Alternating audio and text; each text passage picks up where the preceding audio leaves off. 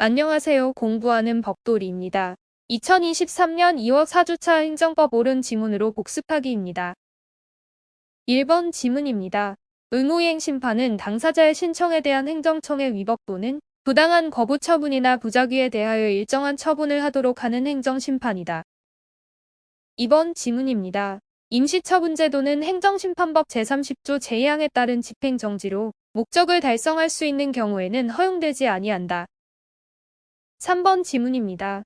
재결이 확정된 경우에도 처분의 기초가 된 사실관계나 법률적 판단이 확정되고 당사자들이나 법원이 이에 기속되어 모순되는 주장이나 판단을 할 수 있다. 4번 지문입니다. 인용재결의 기속력은 재결의 주문 및 그 전제된 요건 사실의 인정과 판단에 미치고 종전 처분이 재결에 의하 취소되었다 하더라도 종전 처분 시와는 다른 사유를 들어서 처분을 하는 것은 기속력에 저촉되지 않는다. 5번 지문입니다.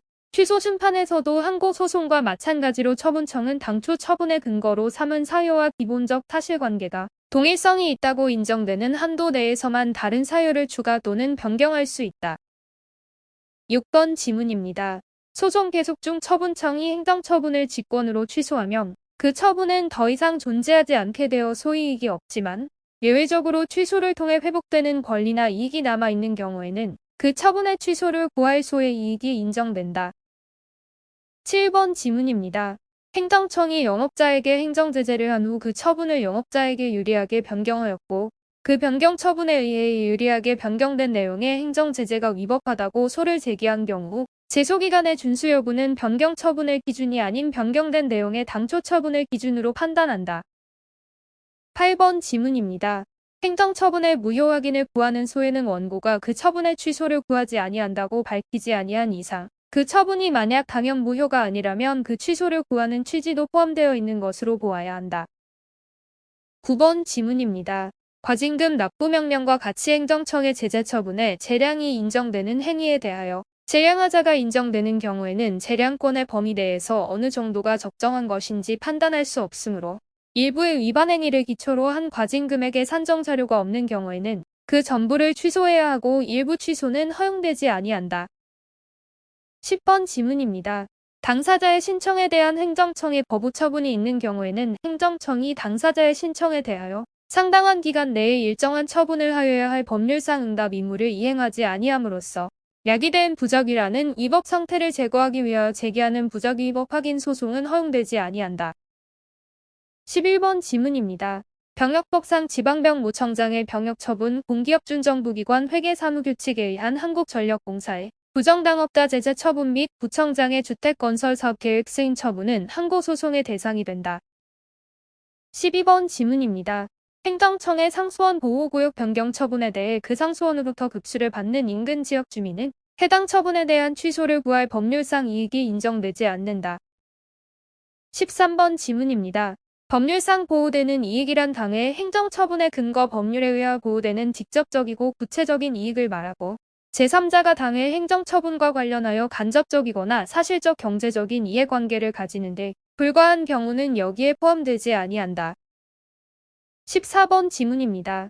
거부처분의 처분성을 인정하기 위한 전제요건이 되는 신청권의 존보는 구체적 사건에서 신청인이 누구인가를 고려하지 않고 관계법규의 해석에 의하여 일반 국민에게 그러한 신청권을 인정하고 있는가를 살펴 추상적으로 결정되는 것이고 신청인이 그 신청에 따른 단순한 응답을 받을 권리를 넘어서 신청의 인용이라는 만족적 결과를 얻을 권리를 의미하는 것은 아니다. 15번 지문입니다. 입주자나 입주 예정자들은 민사소송 등을 통하여 분양계약에 따른 법률관계 및 타자 등을 주장 증명함으로써 사업주체 등으로부터 하자, 제거 보완 등에 관한 권리구제를 받을 수 있으므로 사용검사 처분의 취소 여부에 의하여 법률적인 지위가 달라진다고 할 수 없고 사용검사 처분의 취소를 구할 법률상 이익이 없다. 16번 지문입니다. 임용 당시에 공무원 임용 결격 사유가 있었다면 비록 국가의 과실로 임용 결격자임을 밝혀내지 못하였다 하더라도 그 임용행위는 당연 무효로 보아야 한다. 17번 지문입니다. 임용행위가 당연 무효임에도 계속 근무하여 온 퇴직자에 대한 퇴직급여 중 적어도 근로기준법상 퇴직금에 상당하는 금액은 지급되어야 한다. 18번 지문입니다. 직위해제는 공무원의 신분을 보유하게 하면서 직무를 잠정적으로 박탈하는 행위로서 징계처분에 해당하지 않는다. 19번 지문입니다. 시험 승진 후 보좌명부에 등재된 자가 승진 임용되기 전에 감봉 이상의 징계처분을 받은 경우 이 징계처분을 받은 자를 시험 승진 후 보좌명부에서 삭제하는 행위는 행정처분에 해당하지 않는다. 20번 지문입니다. 재직 중 장애를 입은 공무원이 지방공무원법에서 정한 직무를 감당할 수 없을 때에 해당하는지 여부는 담당하고 있던 기존 업무를 감당할 수 있는지만을 기준으로 판단할 것이 아니라 소속 공무원의 수 업무 분장과 다른 업무로 조정이 용이한지 등을 포함하여 종합적으로 고려하여 판단하여야 한다. 21번 지문입니다. 재래시장 내 점포의 소유자는 점포 앞 도로에 좌판을 설치 이용할 수 있는 권리를 가진다고 할 수 없다. 22번 지문입니다.